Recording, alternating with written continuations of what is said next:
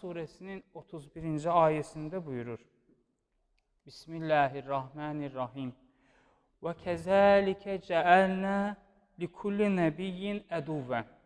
Allah Teala buyurur ki, ha belə biz hər bir peyğəmbər üçün minəl mücrimin, günahkarlardan düşmənlər qərar vermişdik. Hər bir peyğəmbər öz zamanında, öz dövründə günahkarlardan olan düşmənlərlə mübarizə aparırdı. Hər peyğəmbər, Nuh peyğəmbər, İbrahim peyğəmbər, Salih peyğəmbər, Hud peyğəmbər, bayaqları misal çəkdik, Musa peyğəmbər, bütün peyğəmbərlər öz dövründə günahkarlarla mübarizə aparıblar. Yəni, əgər diqqət eləsək dünyaya, aləmə, dünya yaranandan haqla batil mübarizə aparır. Haqla batil mübarizə aparır və yekun olaraq da Allah Teala buyurur ki, haqq qələbə qazanacaq. Yekun olaraq budur. Bu Allah Teala'nın vədidir və Allah Teala da vədinin xilaf çıxmır. Allah Teala'nın vədidir bu. Sadiqul vəd, Allah Teala öz vədinə əməl edəndir. Ca'əl həq, zəhəqəl batil, haqq gəldi, batil aradan getdi.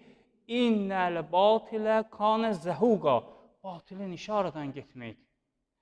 Allah Teala buyurur ki, yer üzündə salih bəndələrin varis olacaq. Məqsəd, məna budur ki, yəni yer üzündə sonda haqq qələbə qazanacaq. Və o cümlədən Allah Teala buyurur ki, hələ bu cür olmayıb ki, hamı sadə, sakit, rahat həyat tərzi keçirsin.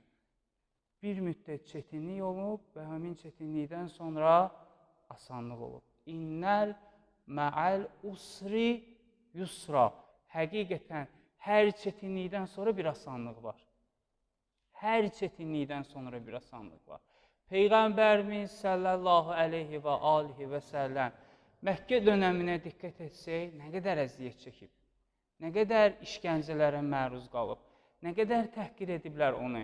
Amma buna baxmayaraq, İslam dini izzət sahibi olan zaman, qüvvət sahibi olan zaman həmin dövr müsəlmanların bir rifah dövrü idi və Allah Teala buyurur ki, وَكَذَٰلِكَ جَعَلْنَا لِكُلِّ نَبِيٍّ عَدُوًّا مِنَ الْمُجْرِمِينَ.